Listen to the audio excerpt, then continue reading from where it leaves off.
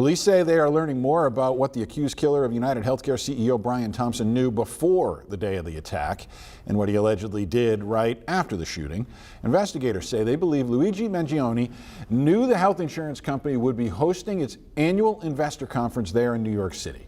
After biking through Central Park and taking a cab to the George Washington Bridge bus terminal, authorities say Mangione didn't leave the city right then, but actually returned via subway to just a mile away from the original crime scene.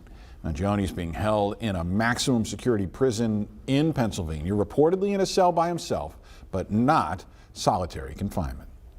We've also learned earlier this week that Mangione had allegedly had a so-called ghost gun on him when police caught up with him at a McDonald's.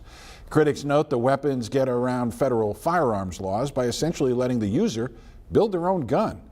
Hannah Foreman spoke to the ATF for a closer look at how they work.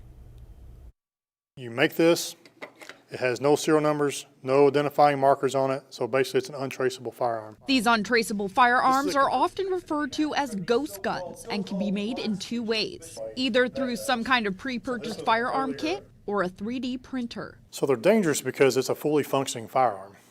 Where it becomes a challenge for law enforcement are when these firearms are being recovered at crime scenes, they're almost untraceable because there are no serial numbers or no required markings on them. John Noakes, the assistant special agent in charge with the ATF Columbus Field Division, says ghost guns have become a lot more common in recent years, with a 1,000% increase nationwide from 2017 to 2021.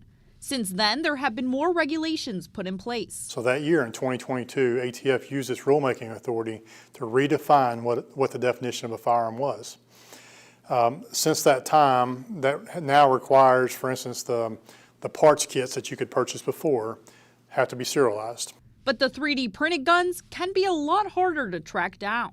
So that's what makes these firearms more likely for criminals to have them, because they want the fact that they think they're untraceable. That's why the ATF has started doing training sessions for law enforcement agencies at the state and local levels to help them identify them and better understand how they are manufactured and used. This is a manufactured 3D printed frame, and you can tell by all the different grooves and different steps that were taken on there. But here in the Circle City, the ATF says the bigger concern right now is the prevalence of machine gun conversion devices, or Glock switches. That then takes a semi-automatic firearm that fires one round every time you pull the trigger.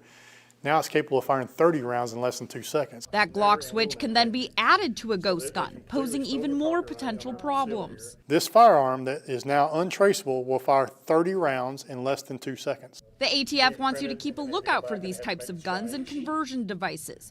Just like with any suspicious firearm, if you see something, say something. I think it's a fair question to ask. Why do they need an untraceable firearm? What's the purpose of that? Maybe it's completely legitimate, right? But maybe it's not. And I think that's a question that we should all be asking when we see these out in the public.